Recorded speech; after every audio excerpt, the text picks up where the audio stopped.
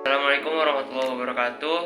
Perkenalkan, nama saya Muhammad Fadilah Rahman dari Universitas Islam Negeri Sunan Gunung Jati Bandung, jurusan Ekonomi Syariah, Fakultas Ekonomi dan Bisnis Islam, semester 2, kelas C. Pada kesempatan video kali ini, saya akan menjelaskan permasalahan ekonomi makro yang berada di Indonesia. Salah satunya yang akan saya bahas adalah ketimpangan neraca pembayaran di Indonesia. Video ini saya tujukan untuk UAS mata kuliah ekonomi makro yang diampu oleh Ibu Anissa Nursalam, ME. Tanpa berlama-lama lagi, kita langsung aja kepada inti videonya. Baik, dalam video kali ini, izinkan saya untuk menjelaskan lebih dalam lagi tentang permasalahan ketimpangan neraca pembayaran yang terjadi di Indonesia.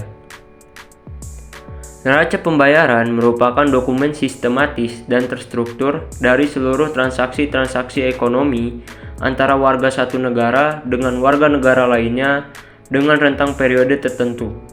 Neraca pembayaran terbagi menjadi 3 komponen, yaitu transaksi berjalan, transaksi modal, serta transaksi finansial. Neraca transaksi berjalan digunakan sebagai alat ukur atas pendapatan maupun pengeluaran pemerintah yang diperoleh dari adanya bisnis barang dan jasa, pendapatan maupun transfer berjalan dengan bukan penduduk. Kegiatan transaksi jual beli yang tercatat dalam neraca transaksi berjalan bersifat mutlak. Artinya, kegiatan transaksi tidak berhubungan dengan periode lampau maupun periode mendatang. Transaksi modal terdiri atas transaksi terkait aset non-finansial tidak terbarukan dan transfer modal. Dalam transfer modal, memuat transaksi dana yang berkaitan dengan aset tetap, transaksi pemilik atas aset tetap tanpa adanya royalti secara langsung, ataupun penangguhan klaim keuangan melalui persetujuan bersama oleh kreditor dengan debitor. Transaksi finansial mencangkup penggantian pemegang aset dan tanggung jawab keuangan luar negeri suatu ekonomi dalam waktu tertentu. Transaksi finansial digolongkan menjadi investasi portofolio, investment portfolio, investasi langsung atau direct investment, cadangan devisa, serta investasi lainnya. Neraca berjalan kerap menjadi acuan untuk menentukan nilai stabilitas eksternal ekonomi suatu negara. Prinsipnya yaitu, transaksi berjalan menggambarkan vitalitas daya saing internasional suatu negara dan seberapa jauh suatu negara tersebut mampu mendayagunakan sumber daya yang dipunyanya. Menurut UNES, neraca berjalan adalah nilai beda antara ekspor dengan nilai impornya. Apabila ekspor suatu negara memiliki nilai lebih tinggi dibanding dengan nilai impornya, maka suatu negara dapat dikatakan sedang mengalami surplus neraca transaksi berjalan. Sedangkan apabila impor memiliki nilai lebih besar dibandingkan nilai ekspor, maka neraca transaksi berjalan suatu negara dapat dikatakan sedang dalam kondisi defisit. Adapun dasar ketika menjumlah neraca pembayaran yaitu dengan mencari keseimbangan antara pemasukan dan pengeluaran. Artinya, nilai dari pemasukan dan pengeluaran ketika dijumlahkan haruslah seimbang. Namun, keseimbangan ini cukup sulit digapai. Ketidakselarasan inilah yang dapat menyebabkan timbulnya surplus ataupun defisit neraca berjalan. Terdapat beberapa aspek yang dapat mempengaruhi neraca transaksi berjalan, antara lain yaitu faktor inflasi, suku bunga, dan produk domestik bruto. Diharapkan dengan semakin stabil serta membaiknya kondisi perekonomian di Indonesia, dapat menjadikan neraca transaksi berjalan menjadi surplus dan secara tidak langsung bisa berdampak kepada neraca pembayaran negara Indonesia. Kondisi neraca transaksi berjalan di Indonesia selalu mengalami perkembangan yang fluktuatif. Pada tahun 2005 hingga tahun 2011, neraca transaksi berjalan masih menunjukkan nilai yang positif. Walaupun pada tahun 2005 dan 2008 pernah terjadi gejolak perekonomian dunia yang mengakibatkan meningkatnya harga minyak dunia. Ditambah lagi, semenjak tahun 2004, Indonesia resmi menjadi negara pengimpor bersih minyak mentah. Hal ini yang memicu timbulnya inflasi dan menyebabkan tergerusnya neraca berjalan di Indonesia pada tahun tersebut. Namun, semenjak tahun 2012 hingga 2019, neraca transaksi berjalan di Indonesia selalu mengalami nilai defisit yang diakibatkan oleh beberapa faktor seperti inflasi, naiknya suku bunga, dan pertumbuhan produk domestik Bruno yang melambat, diakibatkan oleh adanya perlambatan perekonomian dunia serta beberapa sektor yang selalu mengalami defisit seperti neraca perdagangan, barang dan jasa, hingga pendapatan primer. Inflasi merupakan suatu gejolak perekonomian yang menarik untuk diteliti, sebab ketika terjadi masalah politik, sosial, ataupun ekonomi, baik skala Indonesia maupun luar negeri, biasanya penduduk akan menghubungkan lewat timbulnya permasalahan inflasi. Dengan timbulnya inflasi terlalu tajam dapat membuat harga produk impor menjadi lebih murah dibanding dengan harga produk yang diolah di dalam negeri. Dengan demikian, naiknya inflasi dapat menyebabkan nilai impor tumbuh dengan pesat daripada perkembangan nilai ekspornya. Sehingga hal tersebut dapat mengakibatkan nilai impor dan ekspor Indonesia memiliki gap lebih luas yang dapat membuat nilai defisit neraca transaksi berjalan lebih dalam. Suku bunga biasanya dijadikan parameter dalam memutuskan apakah pemilik modal akan menabung atau melakukan investasi. Apabila suku bunga mengalami peningkatan, maka kondisi neraca berjalan juga akan mengalami peningkatan. Ketika suku bunga acuan di negara-negara maju diperkirakan tidak meningkat secara pesat disebabkan oleh melambatnya perekonomian global, maka neraca berkembang seperti Indonesia mendapatkan relaksasi untuk memaksimalkan instrumen suku bunga acuannya untuk mendorong pertumbuhan ekonomi. Sehingga hal ini dapat membuat para investor mau menanamkan lebih lama modalnya di Indonesia. Sebab saat ini investasi di Indonesia cenderung hanya dalam jangka pendek. Hal inilah yang mudah membuat kondisi pasar modal bergejolak.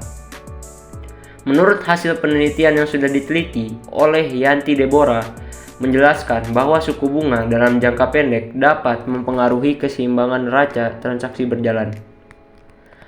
Perkembangan perekonomian negara yang telah termuat pada laporan produk domestik Bruno menggambarkan tentang seberapa besar daya beli masyarakat dalam negeri dalam membeli barang konsumsi. Biasanya dengan naiknya produk domestik bruto, suatu negara dapat memicu naiknya belanja masyarakat terhadap konsumsi produk-produk impor, sehingga dapat menyebabkan kondisi neraca berjalan akan menurun. Berbanding terbalik, jika PDB mengalami penurunan, maka belanja terhadap produk-produk impor juga akan mengalami penurunan sehingga laju pertumbuhan impor dapat ditekan. Namun, ada beberapa kondisi di mana kenaikan produk domestik bruto juga diimbangi dengan naiknya neraca transaksi berjalan. Baik, saat ini saya akan melanjutkan untuk menjelaskan beberapa pengaruh yang terjadi terhadap neraca transaksi berjalan. Untuk yang pertama, ada pengaruh inflasi terhadap neraca transaksi berjalan. Inflasi merupakan suatu alat ukur yang digunakan untuk menghitung rata-rata peningkatan harga barang dan jasa pada periode tertentu.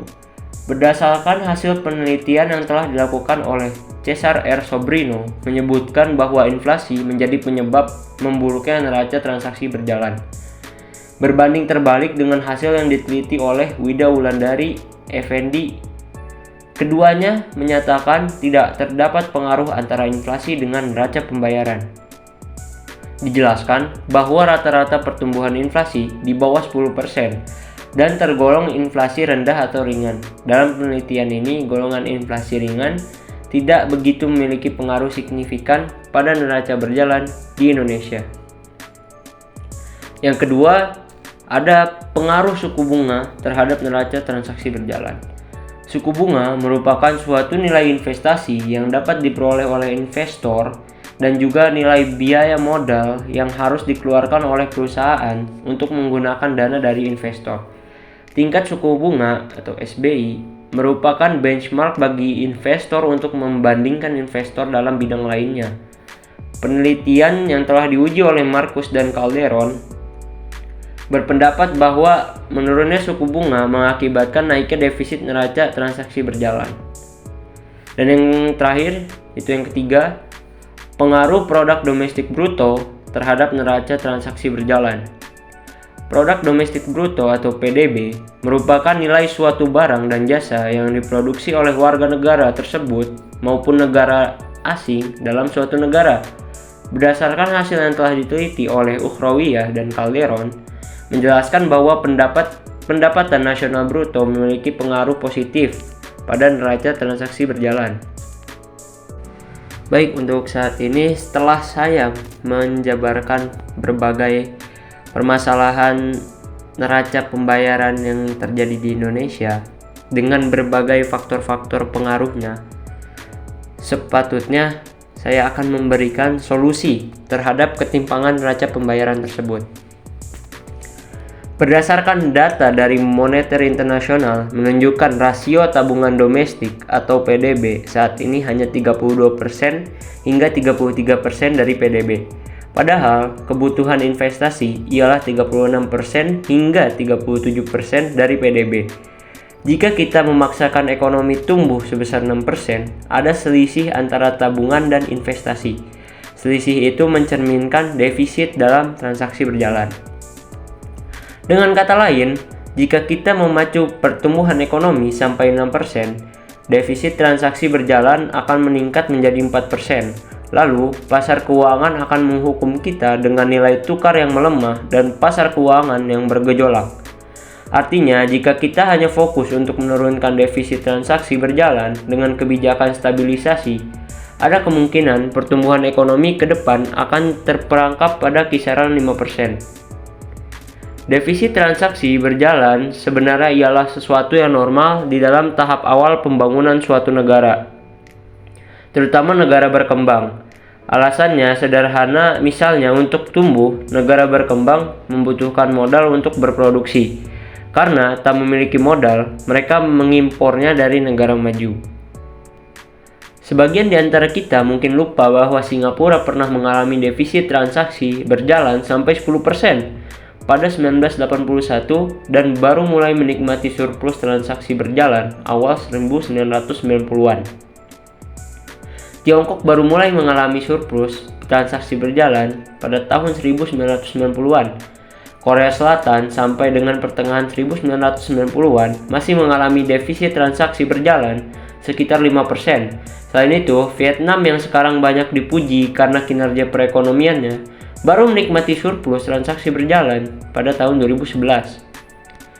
Menjadi persoalan sebenarnya bukanlah defisit transaksi berjalan itu sendiri, melainkan pembiayaannya.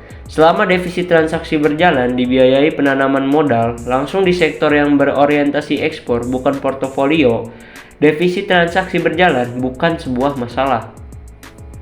Maka dari itu, ada 4 solusi dalam mengatasi masalah tersebut.